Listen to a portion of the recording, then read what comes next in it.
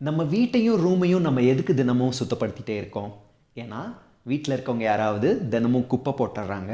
அப்படி இல்லைன்னா வெளியிலேருந்து பலவிதமான அழுக்கோ இல்லை குப்பையோ வந்து சேரறதுனால தினமும் நம்ம அதை சுத்தப்படுத்த வேண்டியதாக இருக்குது.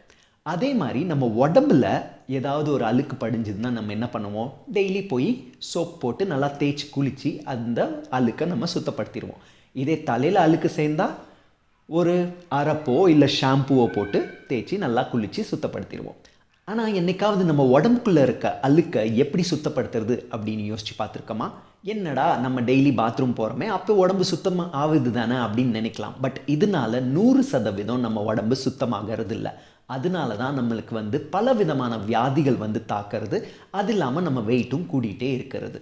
இதை சிம்பிளாக சொல்லணும் அப்படின்னு பார்த்தீங்கன்னா, இப்போது நம்ம ரூமுக்குள்ளே இருக்க அழுக்கை வந்து நம்ம ஒரு வாரம் சுத்தப்படுத்தாமல் இருந்தால் அப்போ என்ன ஆகும்? நிறையா அழுக்கு வந்து சேர்ந்துருக்கும். இதே ஒரு வருஷம் நம்ம சுத்தப்படுத்தாமல் இருந்தால் அப்போது அந்த அழுக்கெல்லாம் துர்நாற்றமாக நல்லா ஸ்மெல் அடிக்க ஆரம்பிச்சிடும்.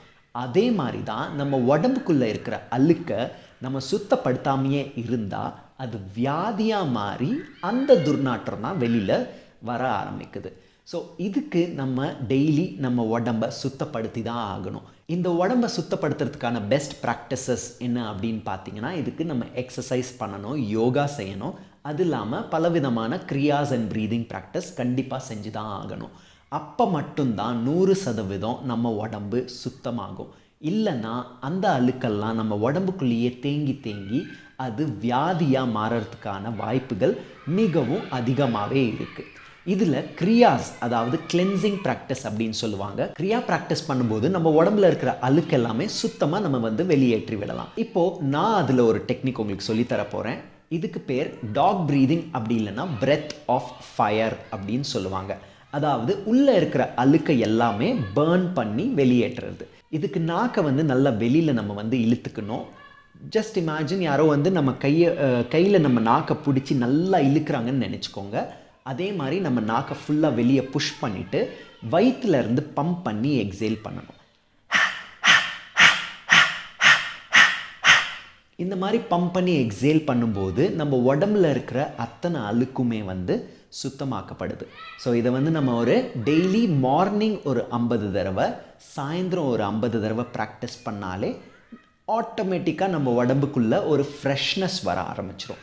திடீர்னு நம்ம போய் ஃபேஸ் வாஷ் பண்ணும்போது நம்ம ஃபேஸில் ஒரு சில்னஸ் எஃபெக்ட் ஃபீல் ஆகும் இல்லையா? அதே மாதிரி ஒரு சில்னஸ் எஃபெக்டை நம்ம உடம்புக்குள்ளே இருக்கிற உறுப்புகளும் அதை ஃபீல் பண்ணும். ஸோ இப்போ அதை நம்ம எக்ஸ்பீரியன்ஸ் பண்ணி பார்க்கலாம்.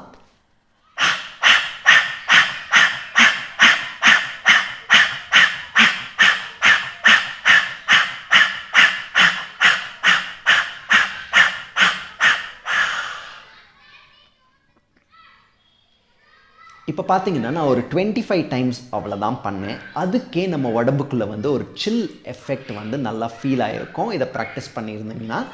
ஸோ நீங்கள் இதை வந்து டெய்லி 50 இல்லை 100 ப்ராக்டிஸ் பண்ணிங்கன்னா நினச்சி பாருங்கள், உங்கள் உடம்புக்குள்ளே இருக்கிற அழுக்கு அத்தனையும் ஈஸியாகவே சுத்தமாகிடும். இதை நம்ம டெய்லி பண்ண நம்ம வெயிட்டும் கம்மியாகும். அது இல்லாமல் எந்த விதமான வியாதிகளும் நம்மளை தாக்கியிருந்தால் அதுவுமே நம்ம உடம்பை விட்டு வெளியேற ஆரம்பிச்சிடும். பட் சப்போஸ் உங்களுக்கு எந்த விதமான கார்டியாக் ப்ராப்ளம், ஹார்ட் இஷ்யூஸ், அப்படி இல்லை இருதய நோய்கள் இருந்துச்சுன்னா, இல்லை ஆப்ரேஷன் பண்ணியிருந்தாங்கன்னா இந்த ப்ராக்டிஸை பண்ணாதீங்க. சப்போஸ் உங்களுக்கு ஏதாவது வியாதி இருந்து அதை மருந்து இல்லாமல் குணப்படுத்தணும் அப்படின்னு நினச்சிங்கன்னா கண்டிப்பாக நீங்கள் என்னை காண்டாக்ட் பண்ணலாம். நான் yoga therapy and acupuncture treatment கொடுத்துட்ருக்கேன். ஸோ உங்களுக்கு ஏதாவது ஒரு டவுட்ஸோ எந்த விதமான சந்தேகம் எந்த வியாதி பற்றியாவது இருந்துச்சுன்னா கண்டிப்பாக நீங்கள் என்ன கீழே இருக்கிற வெப்சைட் மூலியமாக என்ன காண்டாக்ட் பண்ணலாம். உங்களுக்கு இந்த வீடியோ பிடிச்சிருந்தா லைக் பண்ணுங்கள், ஷேர் பண்ணுங்கள், கண்டிப்பாக உங்கள் கமெண்ட்ஸை கொடுங்க. அண்ட் இதே மாதிரி நிறையா வீடியோகளோடு உங்களை நான் சந்திக்கிறேன். அது வரைக்கும்